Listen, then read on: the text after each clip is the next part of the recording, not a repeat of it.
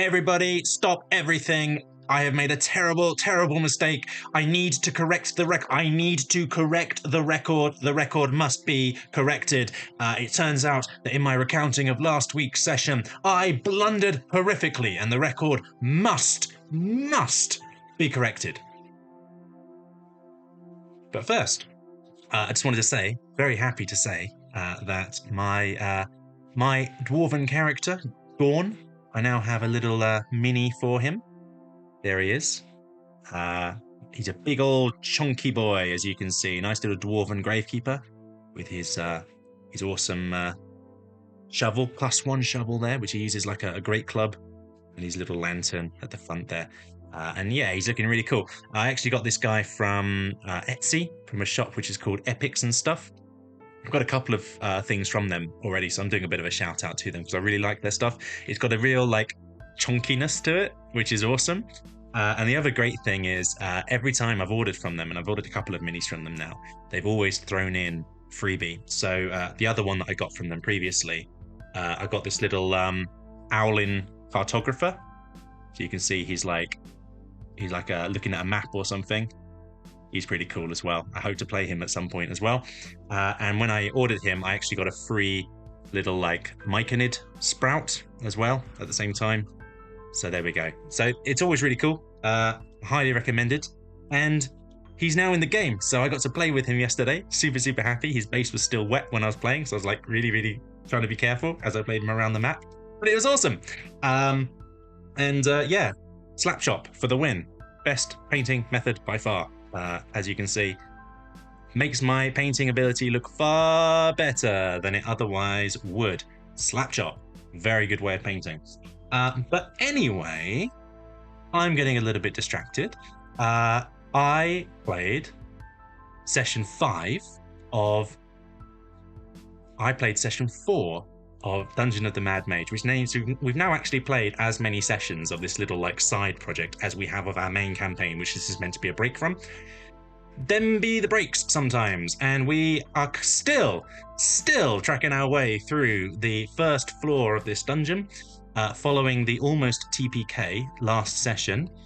We all rolled up a bunch of new characters. I brought along my backup from the previous session of Waterdeep Dragon Heist. I played this human fighter. As you can see, she's only got one eye and she's only got one arm, because I like making things hard for myself. That's Yvette. She's a grumpy French person. And as a backup to her, I got a Kenku. So there we go. Those are people that I'll be bringing out in the future. But for now, I'm still playing as my grumpy dwarf, which is really nice. And yeah, what happened? God, where do I even start? First thing I need to address is my rolling is terrible in this campaign. I'm not sure what it is. I've never been the greatest of rollers. But the number of nat 1s that I am rolling in this campaign is inordinate. Yes, inordinate. I'm pulling out the thesaurus to describe this. It's bad. As in, I actually started counting how many nat 1s I was rolling. 6 nat 1s I rolled yesterday. This is pretty bad, you know? Like this is Will Wheaton level of bad luck, you know? So we've started joking that every time I roll in nat 1, it's actually our DM who's in hospital, like, ooh, spookily, his spirit is with us and he's just hitting the dice. So it goes to nat 1. There we go. You got to laugh at it. And the nice thing about this DM is that he does punish you for your nat 1s. It's always nice when that happens. You know, I have hit my party members probably more than I've hit monsters at this point. Weapons breaking, things going lost, me falling over. Somehow, I'm the only one that's not died yet. Don't know how that's going to happen, but there we go. So anyway, as I said, I need to correct the record from last session, because I said incorrectly that the party was double-crossed by the woman. If you remember, we had been given the mission, which was to hunt down the girlfriend of the wannabe vampires. and kill her. We decided not to kill her. We decided to take her instead. She was obsessed about a blue orb. She was looking for this blue orb everywhere, and she really wanted it. And so the party apparently used her to find this blue orb, and then as soon as she said, oh, it's behind that door there, they stabbed her in the back and killed her. But then they opened up the door, and it was just full of skulls and nothing else. So they had no blue orb. They did eventually manage to find the blue orb, and that's a whole other thing, because apparently what happened is they entered into a room in which there was like a weird cloud hanging around in the air, and the blue orb was like in the hands of this statue underneath. They got the blue orb out of the hands of the statue, and immediately the cloud turned out to be 5 feet of acid just suspended in the air, rains down on them, and that was what knocked them out unconscious. All except for one person who was able to escape and didn't die. However, while his friends were down and rolling death saves, rather than help them in any way to escape from this acid, he decided to attune to the blue orb. So he just sat there attuning to the blue orb, and what happened was the orb seemed to get smaller and smaller and smaller and smaller, and suddenly, something else was in its place, and suddenly he realized that he was holding his own heart, and then he died. And then meanwhile, the other two successfully rolled death saves. They came back to consciousness. They found this guy dead, and the blue orb back in his hand. At this point, the wizard then investigates the orb and discovers that this orb doubles your hit points. That is what it says. And so they're like, oh, that's really cool. Doubling your hit points, that's useful. It would be a bit metagamey not to do that, wouldn't it? So the way they played it was basically to say, the wizard's quite clever. He would think it's a bit odd that their party member is just dead holding the orb. Bits are suspicious, they'll put it into the bag of holding for later. But yeah, very, very interesting there. Anyway, so bunch of new characters now in the party. The record is now corrected. We can all move on with our lives. Now, apparently there's a couple of new party members, obviously. We've all created newbies. And whereas last session, we had a whole bunch of rogues. We had 2 rogues and a wizard. One of the downed rogues decides to come back as a wizard. So we've now got 2 wizards and a rogue, if you're keeping score.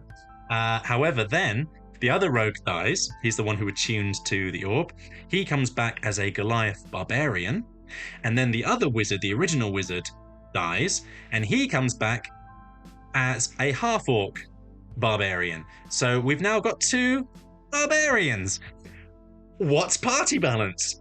I've never heard of this. Let's just all play the same characters all the time. It's just a revolving door of characters right now. I'm not even going to properly introduce them because one of them...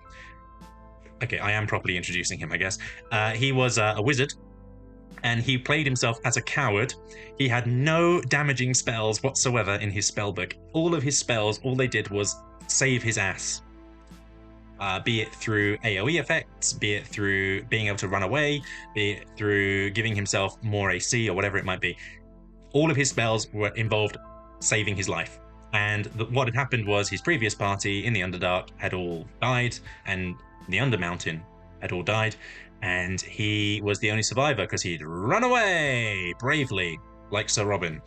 And so the party encounters him, and we're now into yesterday's session. So here I am now back. We go into a room. It's all over the place. I'm being given this like recount of what happened, and it's all just like, and then they touched a statue, and then some manticores appeared, and then there was a fight, and then some other stuff happened, and then this guy died, and then acid rained down. So the recount was just like, okay, sure, okay. So our party, sorry, just to clarify, take a breath. Our party going into the beginning of yesterday's session comprised myself, a dwarf ranger, smelly dwarf ranger. We had a Goliath barbarian who is very stupid. Although his intelligence is 10, he is definitely leaning into the Goliath. Just hit it till it works. He does YOLO. He doesn't care if he dies. Whatever. And the other guy being this scaredy cat wizard. Then, of course, there's the half-orc barbarian fighter who joined us during this session yesterday. Hope you're up to speed now. It's 4 people. Right. And so the session started. We had a choice of where we wanted to go. We were like, well, I guess we're not going to go back where the manticores came from, so we will press on. We continued. We encountered a troll. There was a big old fight with the troll, during which we encountered the new party member. So we're fighting a troll. A new party member appears. We don't know who's friend or who's foe or what's going on. So my dwarf, just as a reaction, casts Fog Cloud just to like obscure everything. And during this moment, our cowardly wizard decided that that would be the perfect opportunity to bravely run away. And so he turned tail and he left the party with our bag of holding and with basically all of our inventory and magical items. So there we go. We ended up down a party member. And so during that same fight, this character just self-sacrificed himself and was like, screw it, I'm coming back as another guy. So we then got a new character joining us who was a bard. She's basically Snow White, like as in she's followed around at all times by 1d6 plus 2 woodland critters. And she's just playing it like, oh, you poor dear, let me burst into song and this can be vicious mockery, whatever it might be. I don't even know what it is anymore. We are just all trolling ourselves and having fun. It's you know, it's the sort of campaign, you know, you hear sometimes where people are like, some campaigns, it's like people get into a kind of us versus the DM mentality, and the DM is like, I'm going to beat you, and the player's like, I'm going to beat you, and that's quite toxic when you get those environments. That's not the case here. This is us versus the game mechanics, right? This is us just trying to stay alive as long as we can and just rolling with it. Oh, shucks, I rolled a nat 1. Oh, well, that's our other DM. Oh, dear, my character's dead. Oh, well, I guess I'll roll up another one. I don't know if we live streamed it and did like a kind of a critical role thing, I don't think anyone would follow along. It'd be very confusing. Where the heck am I going with this? Yeah, so we defeated the troll eventually. It kept coming back to life. None of us had fire magic, so that took longer than it should. We realized that our wizard had run away bravely. We were like, oh no, the manticores must have come back and kidnapped him. Let's go and rescue him. We ended up going back to the wannabe vampires and said to them, okay, we've killed your girlfriend. We did have her head in a bag of holding as proof, but we don't have that head in a bag of holding anymore. So you're just going to have to take our word for it. Sorry. He turned out to be kind of bummed about it, actually. He apparently turned out he quite liked her and didn't actually want her dead. Should have stipulated that before giving us the task, mate. That's on you. And as a result, we got our Asda gift card. Hooray! I can now get chocolate milkshakes. We then went into the next part of the dungeon, which involved. I've only recounted one room so far. Basically, this is a lot seemed to happen, but actually in the recount now, I'm looking at my notes. It's like in a grand total, we went through about 3 rooms in the whole thing. Also, one thing that happened about this point is because we had such a revolving door of characters, and because this first floor of this dungeon is just horrendously massive. Whoever designed this dungeon was themselves insane. The first floor of Dungeon of the Mad Maze is Dungeon of the Mad Maze. Yes, it is a mad maze. It is just insanely large. It's taken us 4 sessions just to get this far. So what started happening is the DM, when he's introducing characters now, is going, listen, you've already been off down that way, where you've come from. You come from down there, that corridor. You've been down there. There's nothing there except for a door with a screaming face on it.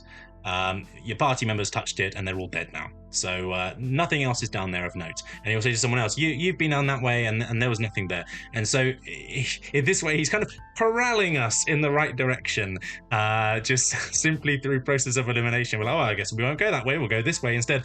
So we ended up in a corridor, which was recommended to us by the vampire people. We said, how do we get to the next part of this dungeon? And remember the wannabe vampire, he was a bit bummed out and he was all a bit like, why would you want to keep going? Like, what's it, you know? And we're like, well, listen, you know, we've done you a solid here. We got rid of your girlfriend, you know, we got rid of the Xanathar's Guild, all of those goblins and bugbears. We cleared them out for you. You know, you should be happy, you know? And my dwarf took the moment to like actually share a bit of wisdom, a bit of like, you know, gravedigger wisdom. And he was just like, you know, what's all this just hiding in the darkness, tending to be something that you're not, you know, like you're trying to hide from the world. Just be who you are. Don't pretend. Just don't be ashamed of yourself. Like, you know, what's your real name? Brian. All right, Brian. Just you know, like, I'm sure you got a mum you've not been in touch with for a while. Go write her a letter. Tell her you love her. You know, like, what are you doing hiding out here in the dark? Like pretentious nonsense, you know? So and he was like, oh yeah, you're right. So then we left there. As I say, we went to the next part, and it was very, very clean. It was a very, very clean corridor. Now, I should say, my character doesn't really trust clean. This is a moment of character growth. I had no idea that this was the case until he said it. But he was like, don't trust clean things, you know? Like dirt, it tells a story, it tells a history, where you've been and what you've done. You know, as soon as you wash that away, it's like you're ashamed of the steps you've taken. You know, he was still thinking about those vampires. You know, don't be ashamed of who you are. You know, you got some dirt on your shoes. It's because you've been walking through the mud. You know, there's nothing wrong with walking through mud. That's good.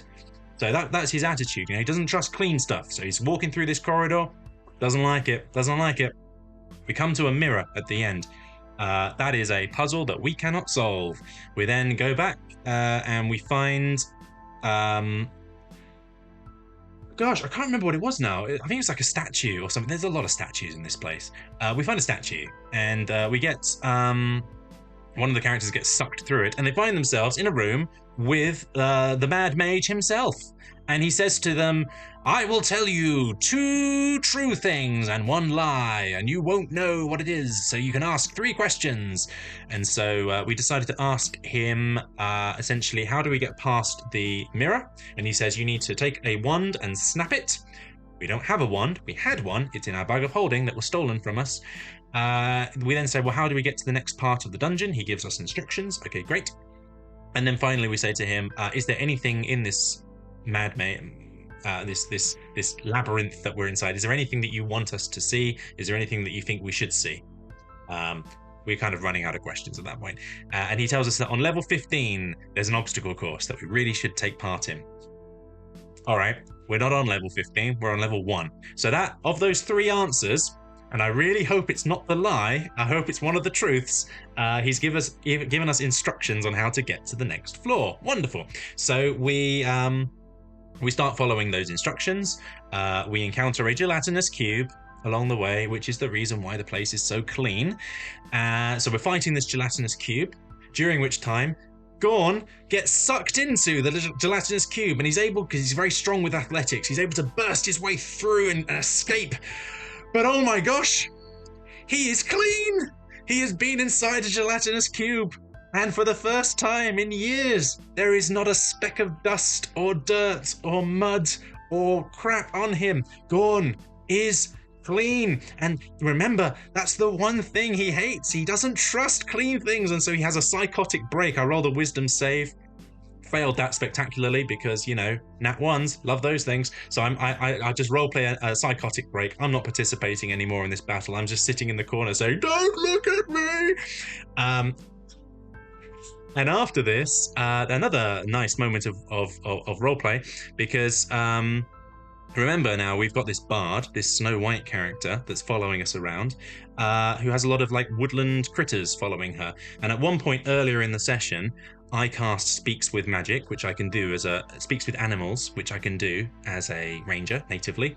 I cast Speaks with Animals, and I just spoke to the woodland critters, basically saying, like, I don't trust cute things. I don't like it. You stay away from me. If you know what's good for you, you stay away from me. And it turns out those woodland critters, they were like, they're not nice creatures, and they were like flipping me off, like, yeah, what are you gonna do about it? Yeah. And I'm like, oh, I'm gonna smash you. And so I attempt to smash one of them, and it just poofs away, and then immediately two more poof onto the shoulders of Snow White, and I'm like, you're in for it now. And but remember, this character is Snow White, and what is Snow White famous for? Why, it's having a bunch of dwarves following her around, one of which is very grumpy. And so after my psychotic break, Snow White comes to me, and she takes my hand, and she sings to me. And despite myself, despite my grumpy dwarven nature, my heart did grow 2 sizes that day. And I looked upon this beautiful woman, and I'm like, I would die for you, my lady. And so Gorn is now a devout follower of the bard in our party. So that was a fun bit of roleplay there. I enjoyed the heck out of that. It was a lot of fun. Like I say, the campaign itself is making no sense. It's a revolving door of characters. There's no time to establish anything, but my character is definitely developing. I was saying last session that I'm a bit worried about him, that he was a bit one note, wasn't really going anywhere. He's definitely going places now. He is a hater of woodland critters and a lover of Snow White. So there we go. And he's clean. A clean gravekeeper. So yeah, then we continued walking on. We entered a last room, and there is a pit in this room, and that is where we ended the session. So yeah, really just insane is the way I would describe it. It's just a lot of fun. I think everyone at the table is just having fun with it. It's just, we're not taking it seriously. We're just having a laugh. And I think we're just having a great time along the way, really, which is fantastic. And I've been told we are now 1 room away from the 2nd floor of the dungeon, and we have all leveled up to level 6, which is lovely.